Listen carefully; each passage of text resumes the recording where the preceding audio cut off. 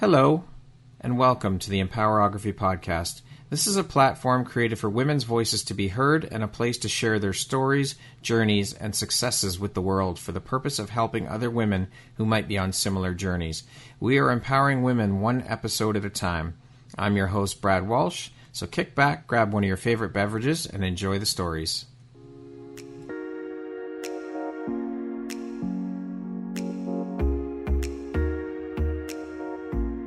The world needs to hear your message and your story, so don't deny the world of that gift within you that the universe has given you. Someone out there needs to hear your story because it will support them in feeling hope, inspired, and even transformed. Do you want to discover how I help get my clients out of their own way, show up, and confidently share their message? I would love to extend an invitation to you to join me in my free masterclass, Start Your Own Podcast from Idea to Implementation, on Wednesday, April 5th at 1 p.m. Eastern. You can find the registry link in the show notes. Hope to see you there. Hello there, Brad Walsh here, your host of the Empowerography Podcast. Today, my guest is Cheree Ashley. She is the founder and owner of Bright Future Recovery. Welcome, Cheree. How are you doing today? Thank you, Brad. I'm great. Thank you so much for having me. It is such an honor and a pleasure to have you here. I am so excited and looking forward to jumping in and sharing about all the beautiful light that you put out into the world through the work you do and share a little bit about your story and your journey. So with that being said, let us jump in. That is a hell of a lot of hats. You're an author. I didn't run down the list, but you are also an author. You flip houses, you run Airbnbs. It's one hell of an extensive resume. You have a lot going on to keep you busy running multiple businesses. So how do you find the time for all of this? And how do you prioritize, and how important is prioritization and organization to you? Honestly, it's huge. Staying organized is honestly probably always on my goal list, is to become more organized. I feel like I do overall pretty well. People ask all the time, like, how do you do it? And that's a lot that you're juggling. And it is, but I find gratitude in each component of my life. And I learned very early on in my recovery that being able to categorize things and give equal attention to each area of your life is very important. I feel like it's easy to put all your focus on one area and then everything else kind of falls out. So I've been privileged to be able to understand that process of what it looks like to be able to say, okay, I'm going to give equal amounts of time to all these areas in my life that are important to me. And that's kind of how I organize my day, my weeks, my months, and it works out overall pretty well. Excellent. And so with all the hats you wear, I'm curious, what does your morning routine look like? My morning routine has gotten earlier and earlier. I wake up about 4:30 every morning, usually 5-6 days out of the week, and I have found that's my me time. I've been doing that consistently for a little over a year. It's been constantly trying to figure out new ways of functioning because I started everything with one child who was not even a year old. And then you throw a second child into the mix and then a third child into the mix. And just when you think you've got it figured out, now you're up in the middle of the night nursing a baby again. And now you've got 3 of them to tend to. So it's constantly been a learning curve. And I feel like putting my personal health and fitness and me time was always a challenge because, I mean, and naturally you can't always put you first when you have newborns. That comes first and you sacrifice some of your personal time during that phase because that baby needs you more. And I did that, and I did a really good job at putting the babies first. And so once my little one was a little older, I was like, okay, I really got to be able to balance all of this, and I have to put myself first because my job is such a mentally exhausting career that for my own mental health, it's very important. So I wake up really early before the world's really woken up and I head to the gym. I sit in the sauna. I sit there in peace and quiet and just have my gratitude list. I don't really write it down, but I just process it and set my intentions for that day. Day by day tends to be a lot easier than trying to set it for a week or 2 weeks personally. But that's kind of what my morning routine looks like. And then I'm home before the kids wake up. So I'm able to calmly come into the house, wake everybody up, start breakfast versus, oh shoot, we're running late. I'm barely getting out of bed myself. Everybody hurry, wake up, eat, put your shoes on and get out the door. So it's a smooth process, I think, for all of us. And I think my kids can also appreciate that I've already got my day started, which makes it for a smooth, calm morning for everyone. Yeah, a smooth, calm, relaxed start to the day.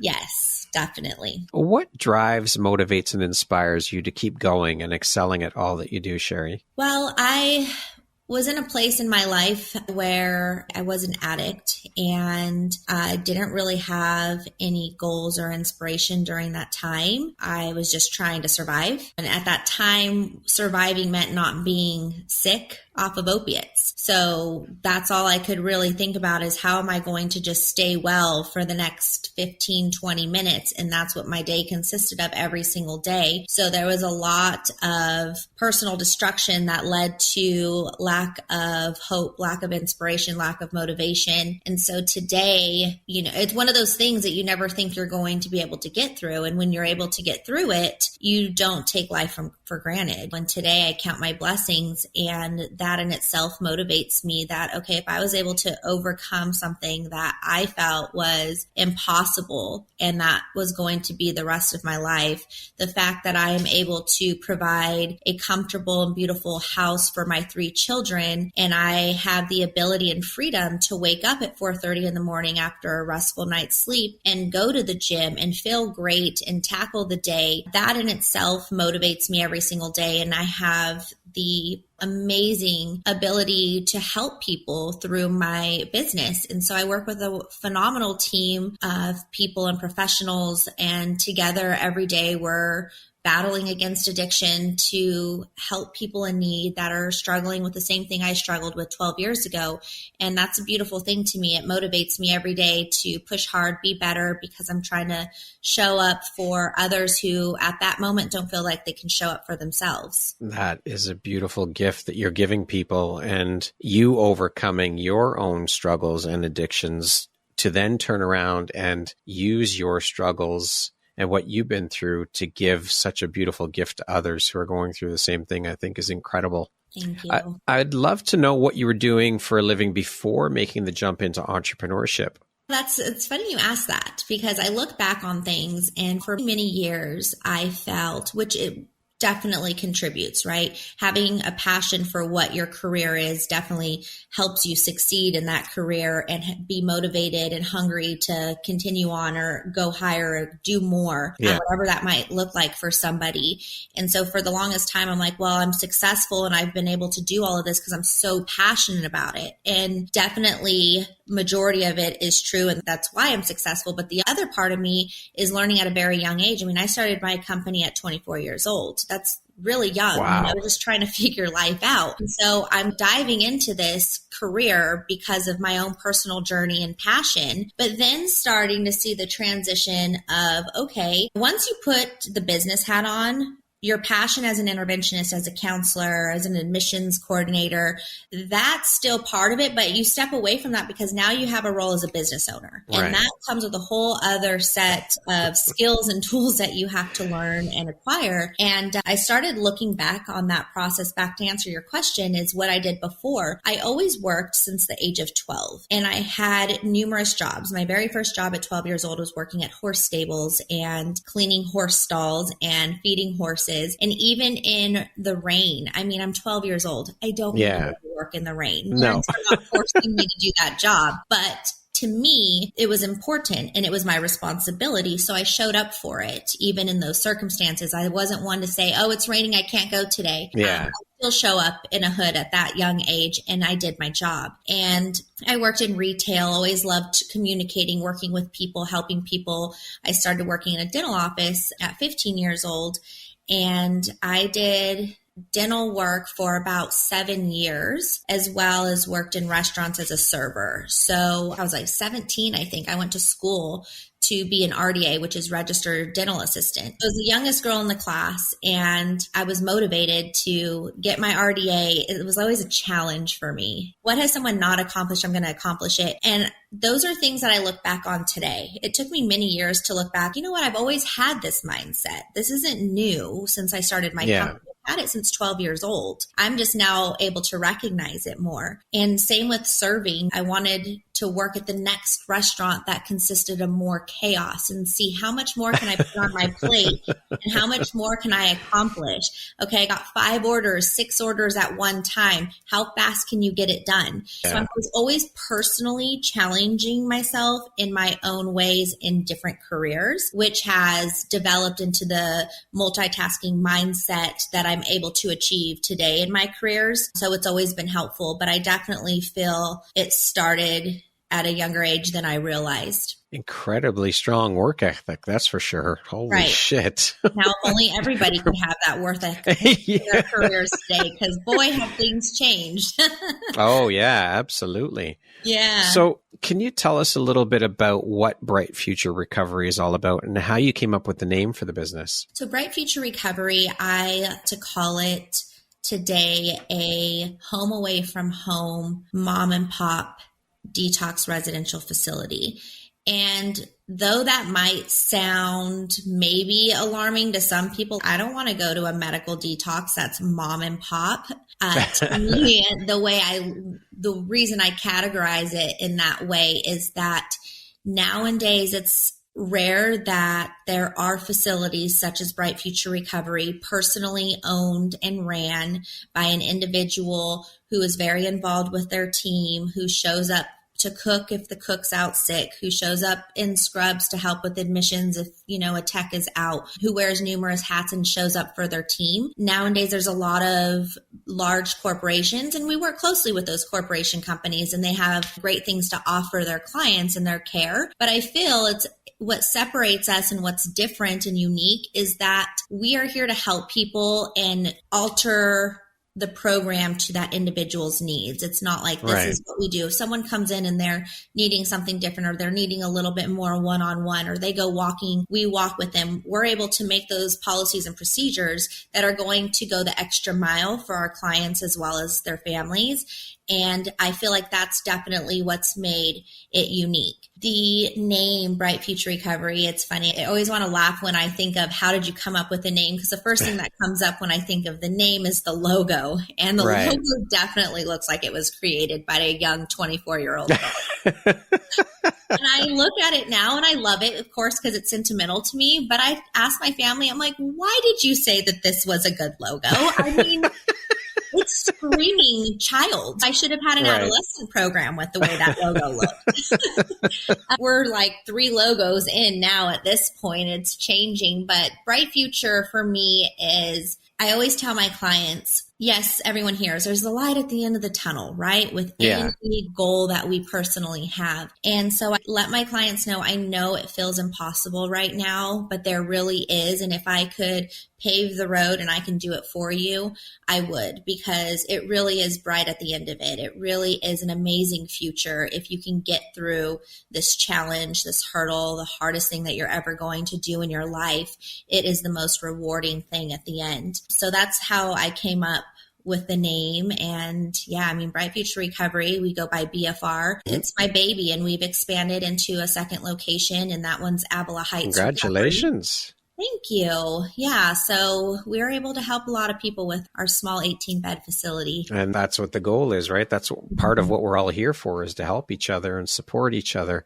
I think it's amazing. The work you're doing is phenomenal and so inspirational, Cheree. Thank you. I appreciate that. Now, I know through previous conversations that you and I have had, you decided to get in this line of work you're in now as a result of some of your own personal struggles and healing journey. Can you share a little bit about your journey and your struggles that you went through? Yeah. So when I was younger, I would say overall I was a good kid. I mean, I grew up in a great family home, amazing mom who was a single parent. So it was very difficult for her, but she's amazing. She worked hard to provide a good life for me and my siblings. And raised in a Christian household and great morals, love, respect. No, I never was raised around any addiction, didn't see any of that as a child. Did good in school overall, but I definitely feel I had that personality that was a little bit on the daring side, always pushing the limits, down to try this, down to try that.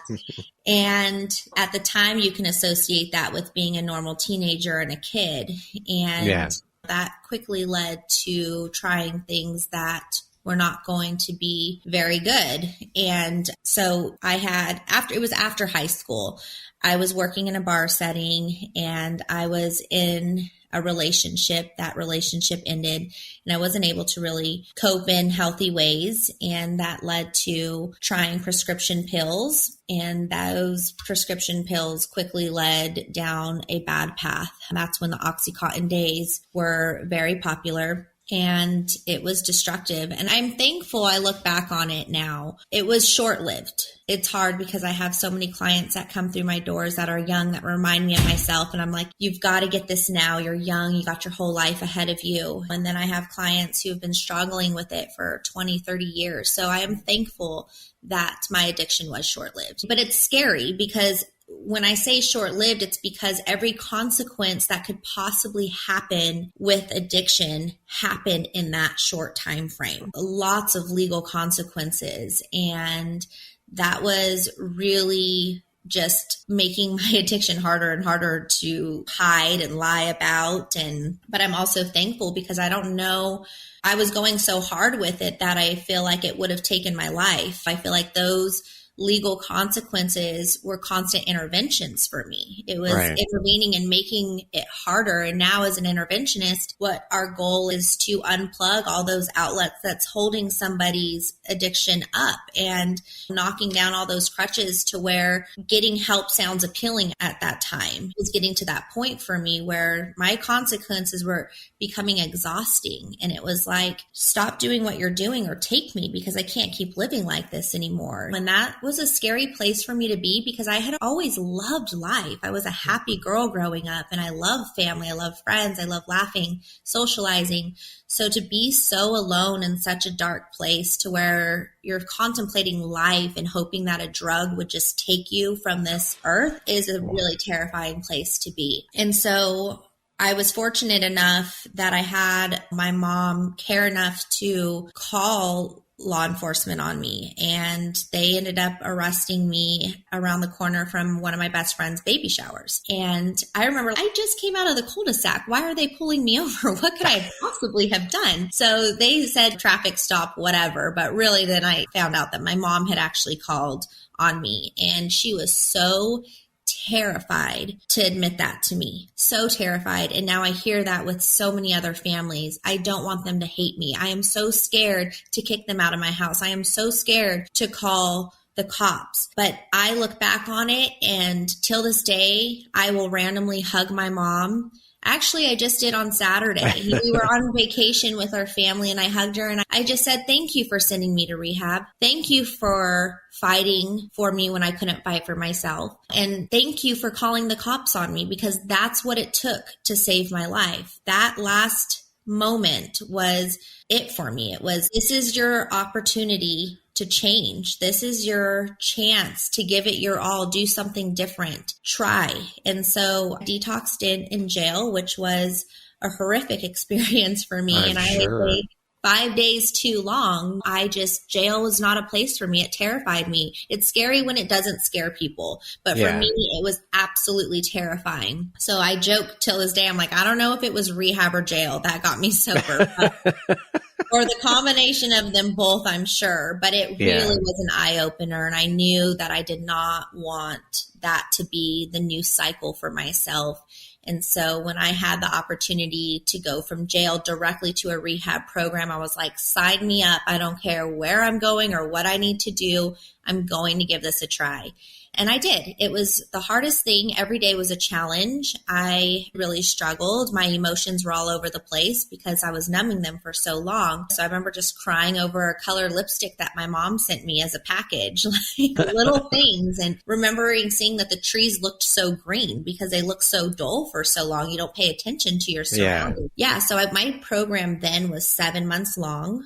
Okay. Which is a challenge we face now. That treatment's usually about 30 days. And it was the best thing that I've ever done. I look back on it and I have some amazing memories through that process. I really took that time to learn about myself and gain tools to apply to my life that I wasn't applying to help me get out of bad situations or be able to confront life issues as they happen. And I'm not perfect by any means. I've made mistakes, but I know how to recognize things that I've done, take responsibility, and change it immediately before it can be any more destructive. So that's a little bit about my journey and the process. And now here I am fighting against addiction and the fight on war and war on fentanyl is huge right now. So. Yeah. You must have been pissed with your mom at the time, or were you grateful even then and that gratitude came later? That's a great question. I was very I didn't know at the moment. I didn't know that she had called on me. I thought I really did have a traffic stop. But during the process of treatment, I was so emotional and my feelings were all coming back. And when you're using, especially opiates, it really just numbs everything. And so I had realized, my goodness, what have I done to my family? I'm hurting right now. I can't imagine how they're feeling. So for the longest time, I didn't even have a family visit. I refused family visits because when I had my first family visit, I wanted it to be when I was strong enough to say I'm sorry without breaking down and completely losing it and crying. And so it took me some time and my family was getting concerned, like, why doesn't she want to visit? I was just too emotional and so ashamed. So when they had finally come to visit me and I was able to sincerely apologize, there was already healing at that time. So when she did express, have something to share with you that I've been holding on to, and she broke down crying in guilt, I just was first shocked and then secondly, quickly grateful. And I hugged her and said that was the best thing you could have done for me. So please don't be so upset because I'm healing right now and I feel better than I have in years at this moment because that phone call that you made. Incredible. That's incredible self-awareness on your part to know that you had to go through the healing journey before you could bring your family in to meet with them. And I think it's what an incredible story. Just beautiful. Now, were there any relapses for you, Cheree, or was it just that one time you went into rehab and that was it? That was it. That one program, I never had to go back to another program. I'm so thankful for that. And it's hard because that's part of a lot of people's journey. Yeah, you hear a lot about relapses, right? Totally. And I'm sure you see it all the time. I see it all the time. And it's hard because it's almost one of those things that when you have somebody sitting there, because a lot of times it's like I sit there and I'm like, I could relate. I understand. I've been there. I've done that. I get it. But then I have a client who's been to 15 programs and I have a brother who's been to numerous programs as well. So I can speak as a sister with him. You don't understand. And yes, I do. No, you don't. You've been to one program. The weird thing that he has always told me too is you're not really an addict. I'm like, what do you mean I'm not an addict? I was an opiate addict. I was a heroin addict, an IV user. Yeah. Yes, I was. And he said this one thing to me, and it's kind of always stuck, and it's made me question. And some people may look at this wrong because there's so many different outlooks on recovery and whatnot. He said, no, you tried the wrong substance and got hooked on it, and you needed help getting off. And I found that very interesting because I'm like, a part of it is true, especially with opiates. I mean, I look and, help treat so many athletes and professionals who've been injured and start taking prescription pills. And now they're addicted and now they're finding themselves in treatment. Right. And it could have quickly downhill spiraled into the same journey that I had. And then some situations it has. It went from prescription pills and it led to opiates. They go to treatment and then that's it. And I always found that interesting because I look at my brother and it's like addict behavior in so many different ways other than just substances. Right. It's not always about substances. It's about the behavioral traits associated with them. And so I'm very grateful and I'm thankful. And what I've used with that is is how can we change the outlook on that for the client going through the process, whether it's their first time or their last, we want to make it their last time or their 15th time in treatment. And so I've used my journey with that one time in treatment and said I was lucky and blessed enough to be put in a program with the modality that was right for me, that my mom called enough places that had so many different types of programming and said, this is the one my daughter needs. It was so hard, Brad. I mean, that program, it was a different type of program. It was different than most programs today. But I'm thankful for that because it was really challenging. Sure. And so when clients come in now, I try to look at what have they done in the past that has not worked and what can we do differently. If they've never been to a 12-step program and they've been to all these wilderness programs or whatnot, I'm going to suggest we should probably try a 12-step program, or vice versa. If they've been to 10 different 12-step programs and they can't stand the 12 steps, well, guess what? Let's try a different program. 12-step program, they're putting the shield up. They're not for it. It's not clicking. And that's the beauty of recovery is I feel like there's just so many different avenues. There's so many different ways. And I really feel like we should be shining light on that because all of our programs are so different. Yeah. Well, not everyone's addiction is the same. Everyone deals with things differently. It's not a one size fits all, as you mentioned previously. Your program, your center is not a one size fits all because everybody's different. You have to customize it to the individual. Right. Definitely. How have these experiences helped shape the Cheree you are today, both personally and professionally, do you think? I feel I'm constantly learning. I feel like I'm constantly learning. I think that one, going through the process at such a young age and finding recovery so young has been great in the sense that anything that's challenging, I'm able to deal with and cope with in a healthy way because I learned those tools at a young age. So some things that at my age I had not yet experienced, right? Like loss of a family member, all those things that you don't start going through until you start getting a little bit older. I feel like because of the tools that I have, I've been able to process the struggles that life has sometimes. I feel that I've also had to get wise very young. Yeah. And that's pros and cons. There's a lot of things that I've already experienced through my professional career that some will never experience in a lifetime. And that's so many people look at my life or other people's lives who own businesses and think, wow, look what they have, look where they're going, they're on this trip, they're doing this, they're doing that. And I have to enjoy my life because behind the scenes, I'm not going to go on Facebook or Instagram and talk about the letter I just got because this family wants to sue me because their kid relapsed, or my staff's calling me because there's plumbing issues under the house and we need to evacuate all the clients and we need to fix this issue. There's things I've had to learn about business that I have had zero desire to learn about, that I have knowledge about. I never realized I'd have to obtain and have so many different attorneys and lawyers in so many different areas of my company. That to me has been just absolutely crazy. And so there's been a lot that I've learned. And as I've gone through the process of difficulties, and then I come across a new difficulty that I've not yet faced before and it's new to me and I get that nerve-wracking feeling inside and I want to curl up and cry, I feel like my backbone has been straightening more as these struggles come my way because I've been able to get through all these challenges over the years and I'm still standing. I'm like, the ones that I thought were going to break me, starting with my addiction, did not. And if I can get through that, I can get through everything. Even if it's hard, you have to come up with a solution. You have to stay strong. It's okay to cry, of course. But that's been a big part of the process for me, is being resilience. Able to accept those challenges. Yeah. And be okay with talking about it. It's hard. Yeah. So I feel a lot of things that I deal with, I can't talk about, or I can't defend myself. If a client goes in, I used to take Google reviews so personally, and I used to want to be like, that's not fair because that's not true. And that is not what happened. Yeah. And I've gotten so much better. And so for personal gain and growth, I feel like that's one area I've grown the most with, is just being okay with what is. And I'm such a people pleaser, but also accepting that whatever they're going through that they're trying to reflect onto me is not my problem. It's not my issue. And that is a continued work in progress for me. I'm getting better.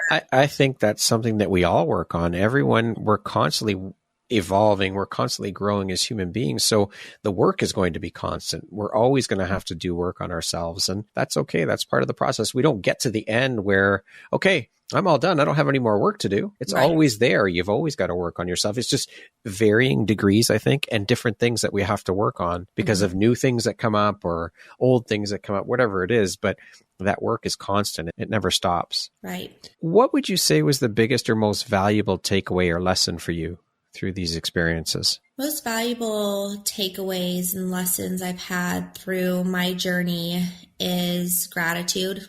I mean, people are probably like, oh my gosh, if Cheree says gratitude one more time. But it's true. I say it so much, but think of how many people out there that are not thankful. They don't have gratitude. They're constantly chasing something they don't have. They're constantly looking at things they aren't or that they want to be and that they want to have. And I don't live my life that way. Sure, I may look at somebody who I'm like, man, that's inspirational. I'd love to have that. But I am so in the moment. And I am so thankful for what today is. I am grateful for this moment. I'm grateful that I'm able to hop on here with you today. I've already had my workout done. I've already had my eyelash appointment done. My kids are already fed breakfast. And I'm like, what time is it? Oh, it's not even lunchtime. That's a great feeling. So I have a lot of gratitude on just being able to be. Beautiful. I love that. Yes, in the moment. It's important. We all need to have gratitude for the smallest little thing, the fact that we have a roof over our head, the fact that we wake up in the morning. It's the little things. We have to express that gratitude. It's very important for sure. I agree. Cheree, what lights you up or inspires you the most about the work that you do? Seeing people heal, seeing people accomplish, seeing people win, seeing them get better, seeing them brighten up. I mean, oh my gosh. Yeah. Every day it brings tears to my eyes when I see a client who looks so much better and it's only been 4 days. I mean, that's inspiring to be able to show them themselves the progress that they made. I gain benefit from. I love seeing people feel good and get better and accomplish their goals. And it motivates me so much to keep going. And that's with my clients. Another area that I love is I love mentoring. I really do love being a mentor. I've leaned on and have depended on mentors my entire journey. Since day one, I was inspired. I depended on the people who had a day longer than me, 2 weeks longer, 2 years, and I leaned on them for my own self and my recovery. And even outside of my process of a program, early on in my career, I leaned on professionals who had a program a year longer than me, 5 years longer than me, business people who've had business for 20 years, business personnel who've had numerous lawsuits when I was facing my first one. So I've always needed a mentor. I continue to seek help and growth from other people who've already experienced it or who are already at a place that I am goal-driven to be in my future.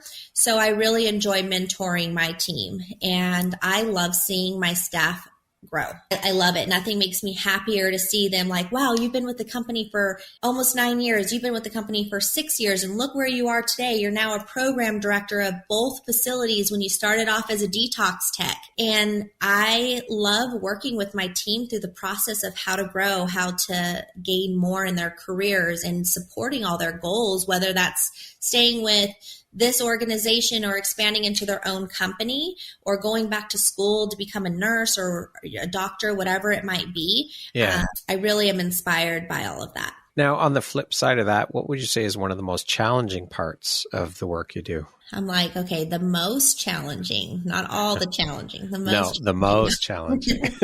Which is hard because I feel like you can interview me 3 times, 4 times in a year, and you might get a different answer based on situations that are the moment, right?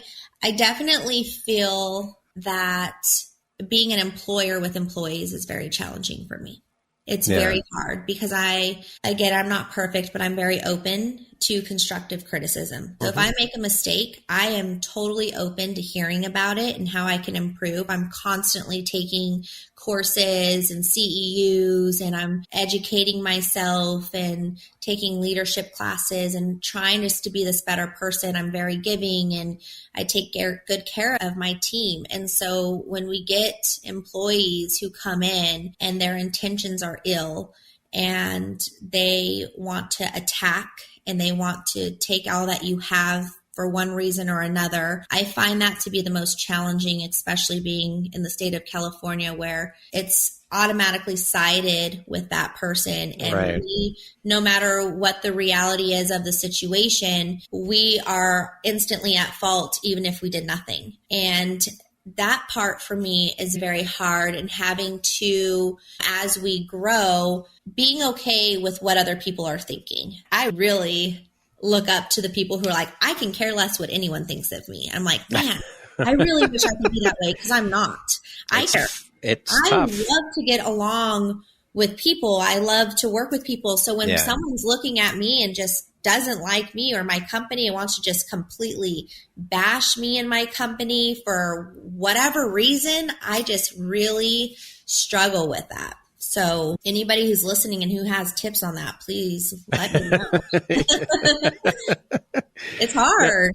Yeah, it is, for sure. Absolutely. Addiction can carry quite a stigma. So how do you work to overcome the stigma associated with addiction and promote understanding within Bright Future Recovery and the broader community? So I don't know so much about the stigma with addiction as more as I would say mental health. I feel like if we start breaking the stigma on mental health, which I feel society is actually doing a lot better with that today, it's helpful, because I feel like so many people looked at mental health as a sickness.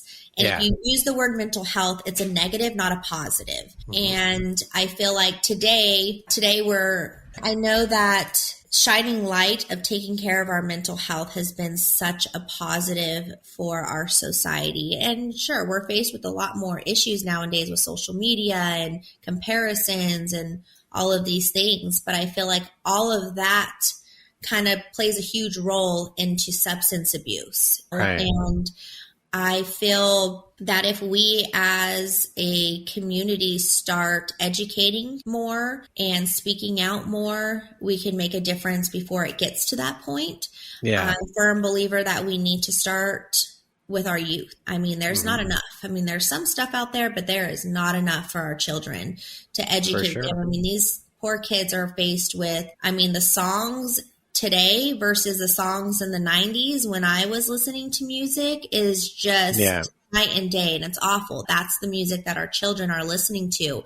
And it's drugs, it's guns, it's this, it's that. And so their minds are just developing and they're hearing all of this. And if they don't have a resource at school or their parents or their family educating them on what this stuff is, they're going to start becoming curious, and they're going to lean towards the wrong people to find out what this stuff is. Someone who may think that it's cool, and then you're not cool if you're not participating. So I really feel what we need to do is educate our youth, be open and honest with them about taking care of their mental health. How do you deal with anxiety and depression, even if we're changing words like nervous and sad at a younger age. So I feel like that definitely would help break the stigma of what we're dealing with today.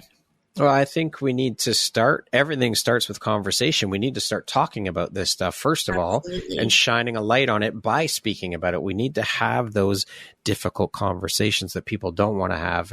And unfortunately, there's people that don't want to have them, but they need to be had, because if we don't talk about it, nothing's going to change. Right. So that's where it starts, is conversation. Yes, with our youth, absolutely. They need the help, and we need to do that for them. And so how does your recovery center address mental health challenges, and what role does mental health play in the recovery process? So we look at it two ways. So we have it on a clinical level, where we are assessing individuals to see what it is that they are going through, what may have started the substance abuse, whether it's trauma, and that's big T, little t. Is it trauma from childhood? Is it self-induced trauma, which a lot of our clients have through their own process of addiction? They've caused their own trauma. Right. And looking at different things, co-occurring disorders, whether there's secondary addictions and gambling and sex addiction and different things like that, and really trying to assess what it is that they're going through and how we can help them on a clinical level through individual and group sessions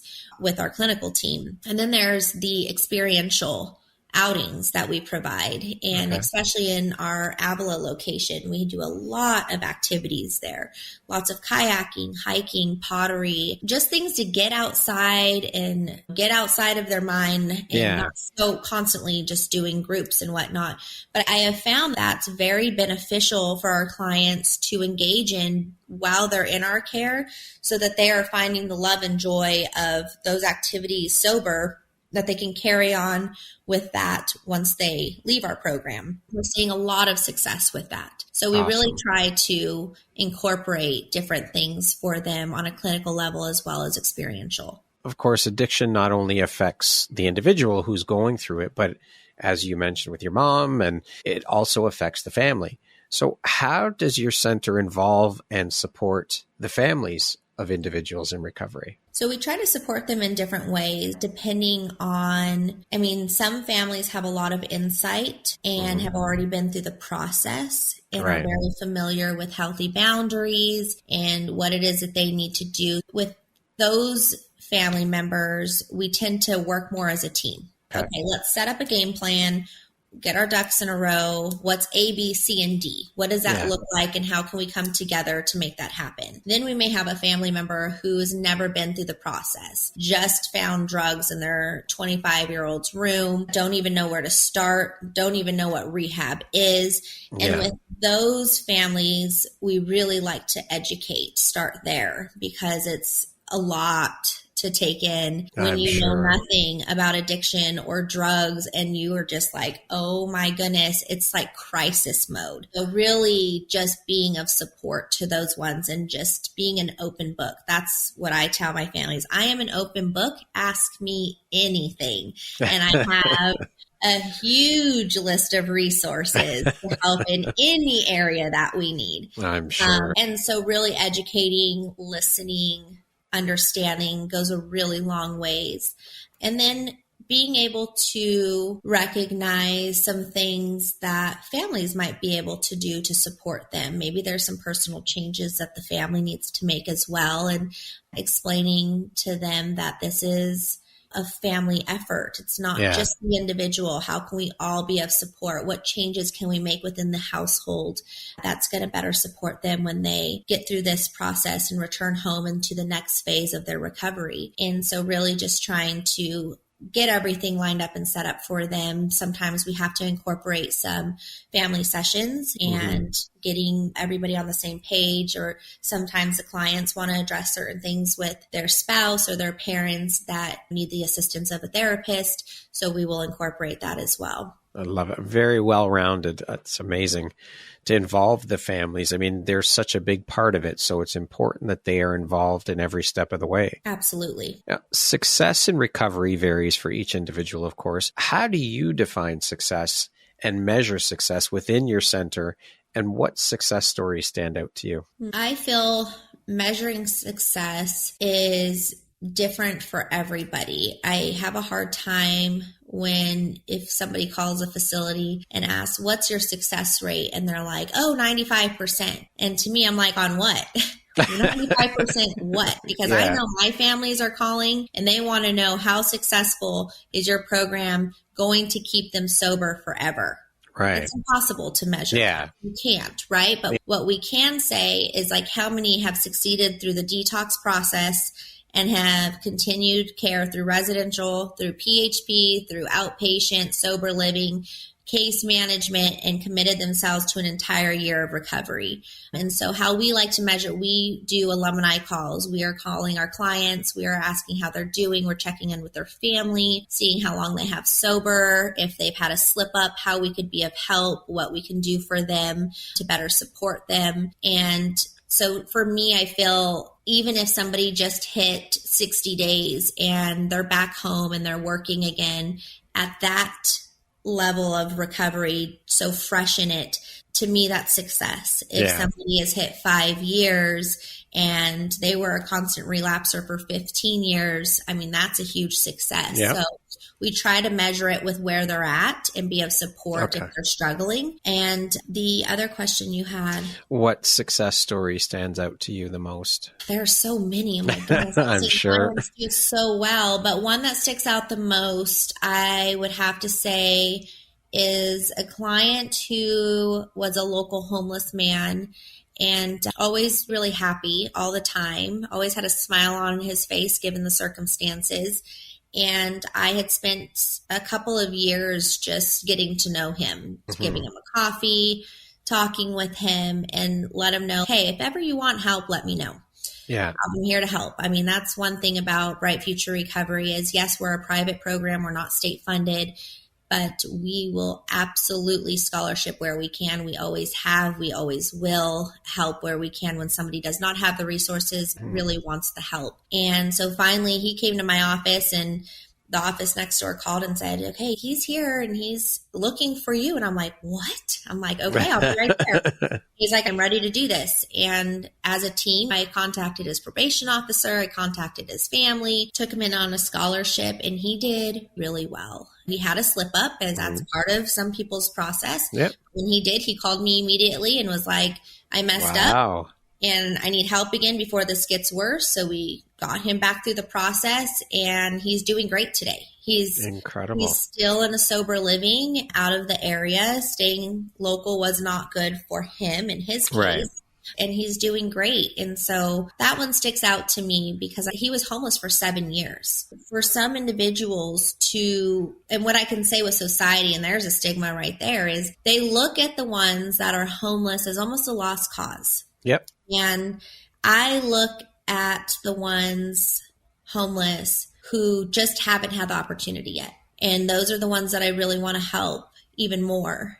Because it's okay. You can accomplish something from this. I know you can. If you can survive these streets like this, I mean, with the support and help, let's see what you can soar.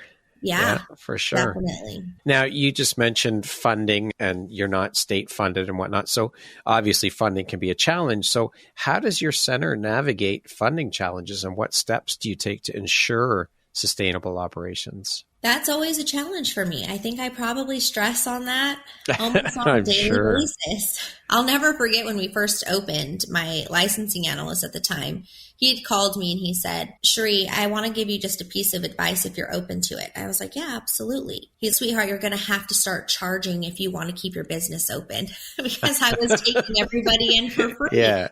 I would say, okay, this is our daily rate, but if you can't afford it, I'll do what I can. I'm like, gosh darn it. You have to stay strong with what it costs to come to treatment, because that was always really hard for me. Because you want to help people. Of course. I mean, I wish sometimes I was state funded and I could just save the world, and everyone who called me and said, sure, come on in. That's probably the hardest part of our job, is we can't. So as long as we have the resources and my team's able to direct them to a program that can assist them. But for us, we definitely help where we can. If somebody cannot fully afford our program, we'll work with them as best that we can.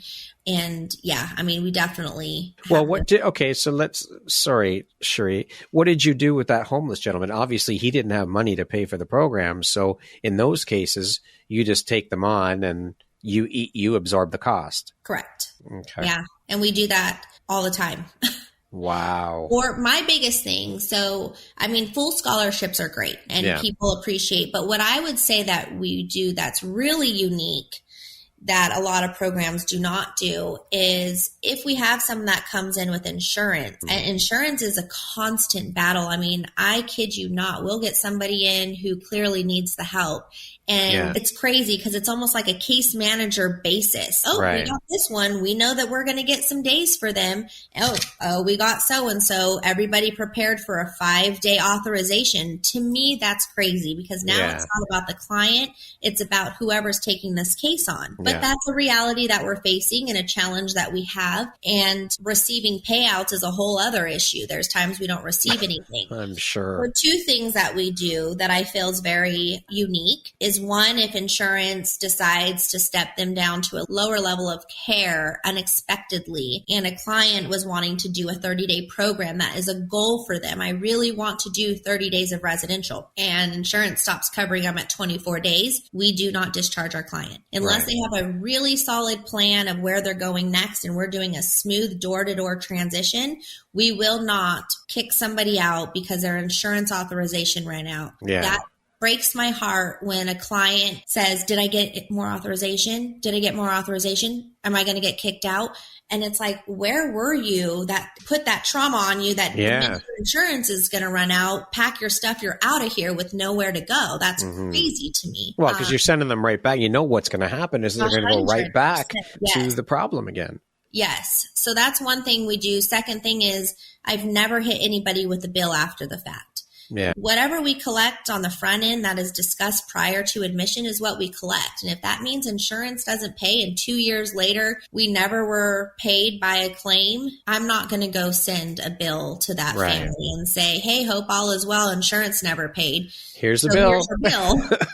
Never. And families call, and those are questions that they ask because I got a big bill in the mail from a treatment facility and that was never discussed prior. So those are two things that I feel like BFR does that's unique and special because it's more stress in the situation. And of course we have to be funded because we have to be able to keep operating. Yeah, you have to keep the doors open. Absolutely. Exactly. Of course. But we will help any way that we can. Well, that speaks to who you are as a human being and an individual who is running a center such as you are. And because you've been on the other side of it and gone through your struggles. So I just think it's incredible. And it just shows what a big heart you have. And the work has got nothing to do with money. It's about doing the work to help people. Right. That's your purpose, is helping people. So I think that's incredible. Thank you. Now, shame is a common emotion in addiction, of course. How does your recovery center help individuals break free from the cycle of shame and move towards self-compassion and acceptance? So shame is definitely a big part of the process, and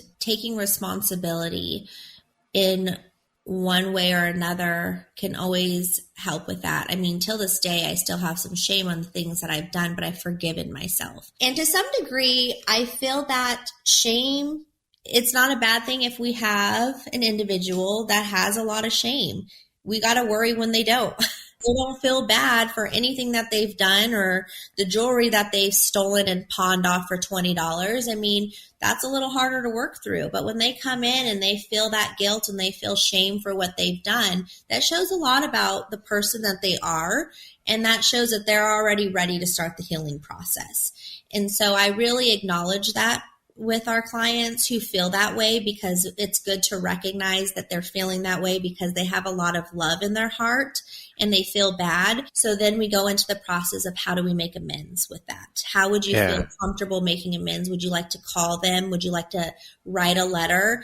Whatever feels comfortable for them to be able to process it. Sometimes it's writing what we've done wrong and throwing it into a fire pit. Either staying quiet or talking about it. So really just figuring out what it is for that individual that can be beneficial. I love letter writing. I think you can get all of your thoughts and emotions on paper without having to change your vocals of anger and upsetness. And sometimes just getting your side out without any feedback from the other is very powerful, especially for the person that's trying to go through that process. For sure. If you could offer one piece of advice to individuals currently in recovery, what would it be based on your own personal experiences and the work that you do? Keep going. Push through the hard days. It's just a day, because days are hard, but it's just that day. The next day could be better, and I still have hard days. And I look forward to going to bed and waking up and starting a new day. So that would be my advice. Beautiful. Thank you for that, Cheree. As mentioned, we'll go off on a different tangent now.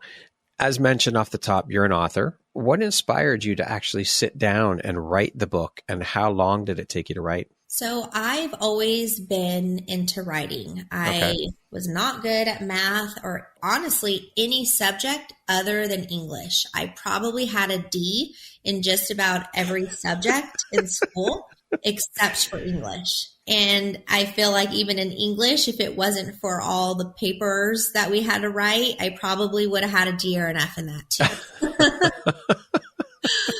So I did my best to maintain a 2.0 GPA just to stay on the cheer squad. And there were times I couldn't even get that. And I saw that bench more than I'd like to admit. So it was really hard for me in school, which is funny because now I love to learn. But I love writing. I love communicating. I love getting my thoughts out there. I feel like it's not only helped me get my feelings out, it's also has inspired and helped other people. And so when I went through this process and I had started the company and I was raising my children and then I was pregnant with my third, so many people were just in awe. Like, how do you do this? And so I'm like, this might be a good time to actually write about it because my life is all about balance and trying to make sure that I'm able to give equally to each area. So when I was pregnant with my daughter, who is now going to be 5, I decided to write a book. And actually, the agency that I used was a client of mine when I first started working in the field. And so she got through the process and she had called and was like, hey, this is a new venture that I'm doing. And I'm like, that's funny because I've been trying to get this started. I have my chapters laid out and I just don't have the time. So she assisted me with it. And it probably took us start to finish not too long, about 7 months, maybe a little less. And there's this wonderful thing that you don't have to do anymore and put hand to paper. You're able to share it, put it out, and then edit it. So I did do that process. Otherwise, hand to paper would have been impossible. And it definitely has been what my life journey has been about, of raising the company and raising babies at the same time and maintaining friendships and relationships and marriage and all those things. But I continue to jot down for new books. I want to do a children's book. Now that one, if you were to ask how long that take once that's complete, it's going to be about 4 years because I can't seem to finish that one. I keep going back and making changes, but I really enjoy sharing my personal experiences. If that means it's helping one other person, I'll continue to do so. Which is the common thread throughout your life and the work you do. Yeah. What is the name of the book? Balance, Life Lessons and Success. Beautiful. Okay. Well, we'll put a link to it in the show notes when we release your episode so that people can grab the book. Cool. To date, what would you say is your biggest high or your greatest win? Biggest high, greatest win. I would say my biggest win today is being a healthy, stable mom for my 3 children. I am very thankful that I was able to go through my journey before having these precious little babies because I give them my all every way that I can. I try to be as present as possible, not miss a field trip, not miss a school activity. Summers and school breaks get really hard because I want them home. I don't want to send them to a daycare or a summer camp. I mean, if they wanted to, absolutely, but they enjoy their home time when they're so busy with school and sports and all these different traveling all the things that we do. When they're on break, they love to sleep in and hang out and be at home. And I love that I have the ability to do that with them and work from home. So I'm really thankful that I was able to learn so much before having my children. Yeah. What do you think your unique skill set or superpower is that's helped you become successful? Being able to spin 10 plates at one time. There's that balance. Yep. Multitasking on another level that seems very unrealistic, but is my reality every single day. I tell people, I don't think that I'm somebody to look at and be like, well, if Cheree can do it, I can do it. Because sometimes when it comes to recovery, absolutely. But I understand that I have some weird skill sets. Do this and do that. It's a challenge. But I definitely feel like I'm thankful for that because I can wake up and have nothing in my calendar and I can have 100 phone calls at once with everything hitting the fan at once at both facilities, at the school, at whatever is going on. Oh my goodness, it's one of those days and just put out all the fires.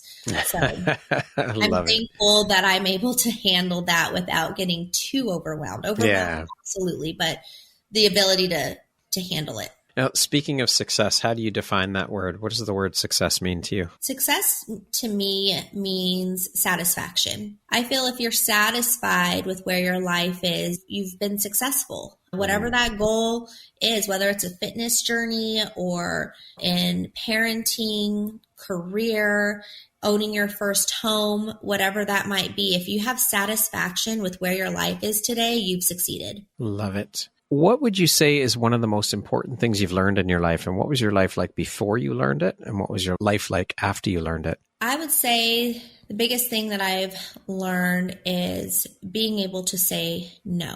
Before learning that, not being able to say no and being that yes girl got me into the situation that I was in. And it put me in a lot of sticky situations that were hard and a lot of regrets because I was constantly putting other people before me, even if I felt it was wrong. I was trying things that I knew probably wasn't right, but because I was so scared to say no and then be judged, now I comfortably can say that word no and feel great about it. I love it. Nope, sorry, not going to do that. If it's not going to bring me peace or if it's going to give me anxiety, forget the answer is no. What is an unexpected blessing or occurrence in your life that you're grateful for? I would say unexpected blessing would be having people show up that believe in me sincerely because they just do. I feel like I live in a world of a lot of judgment and fakeness. And I think that's for a lot of people and everybody. But through my career, especially, I've met some amazing individuals who are like-minded like myself, who really want to see other people win. And that's been the biggest. I mean, unfortunately, I live in a town that there's not a lot of cheerleaders in this town. Yeah. I don't know why. I don't know if it's because it's a small community, but nobody wants to see other people win, at least not win more than what they're winning. It's always very interesting to me. So I have a wonderful group and community of individuals who are like-minded, and I really appreciate that positive, uplifting encouragement to keep going and being able to call when times are tough and them listening and giving advice and knowing that it's sincere. That's unexpected. I never thought I would have such an amazing group of people that I could count on. And we all need that in life. We need that support. We cannot do this alone. No. We have to have the support. Yes. Cheree, what does the word empowerment mean to you? Empowerment to me means being able to inspire other people or feeling inspired by others and being able to learn from people who have something that you're wanting to achieve and feeling safe to be able to either show up to whether it's their conference or to their podcast or to call them on the phone. I feel like that's what it means to me, is to be able to pick up the phone and walk away and feel inspired. Okay, we're going to jump into a little rapid fire section here. So the next grouping of questions just be 1, 2, 3 word answer type thing, okay? How would you describe yourself in one word? Caring. What is one thing you love about yourself that is not related to your physical appearance? Giving. If you could be remembered for one thing, what would it be? Love. If you came with a warning label, what would yours say? Spicy. If you could teach the world one thing, what would that be? Patience. What's one thing you want but cannot buy with money? Trust. And that concludes our rapid fire section. Now back to our regularly scheduled program. What is one lesson your career has taught you that you think everybody should learn at some point in their life? With it trying to be as positive as possible, is you have to just worry about yourself. When it comes to business anyways, and career, I've been backstabbed a lot. So I've learned to just say less, do more. What is your why? Helping other people, saving other people. If you had the opportunity to sit down and have a 1-hour conversation with one woman, any woman in the world, who would it be and why? It has to be a woman. Let's see. That's a hard one. Probably would be my great-grandmother. Okay. And my why would be because she took my grandmother into her care by being her mom and adopting her and taking on that responsibility of pure love without getting too emotional. And I feel you don't have to be blood to gain what other people pass down to you. Yeah. And I feel like she raised a very strong woman who then had my mom. And I feel like her whole goal and purpose in life as a Christian woman was to have the family that we are today. And if she could see that and see the love that we are helping, they were teachers. And so their purpose in life was to help and to educate and inspire children. Yeah. And if she knew that her great-granddaughter was doing what she was doing today and that her great-great-grandchildren, my children, have the same goals in mind to help other people, she would be really proud of the daughter that she took in. That is absolutely beautiful. Thank you for sharing that. Appreciate that. Yeah. If you could go back, Cheree, and give your younger self one piece of advice, what would that piece of advice be?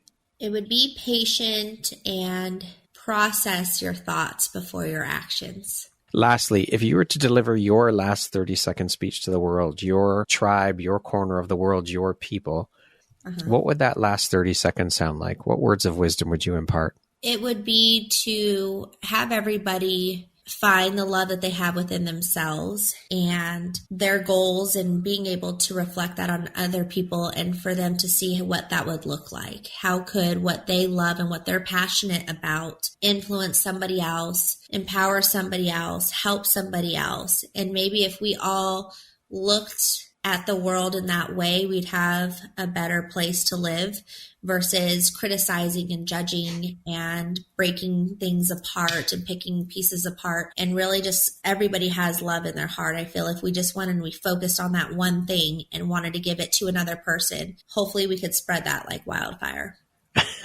Beautiful way to end the interview. Cheree, thank you so much for taking and making the time to be here with me today. Share a little bit about your story, your journey, and the beautiful light you put out into the world through the work you do. I admire your strength and your courage and your resilience for what you have been through and the work you are now doing as a result of your personal journey. I think it's absolutely incredible and so inspirational. You're a beautiful human being, woman, and soul. Thank you so much, Brad. I really appreciate you and everything that you're doing for your listeners. I feel like this is very inspirational, and being able to hear other women's backgrounds and what they've gone through and where they are today is something that our world needs. Thank you. Once again, my name is Brad Walsh, host of your Empowerography Podcast. Today, my guest has been Cheree Ashley. She is the founder and owner of Bright Future Recovery, an author, and last but certainly not least, a mother. Thank you so much for making the time once again. I appreciate you. I'm honored to have you as a member of the Empowerography community. Have a wonderful rest of your day. Thank you. You too. Thank you very much for listening to this podcast. If you haven't yet, please be sure to subscribe, rate, review, and share with all your friends. You can find me at viseuphoria.ca and follow me on Instagram at Empowerography Podcast and on Facebook at Empowerography. Please join me next time for another inspirational story from yet another amazing woman.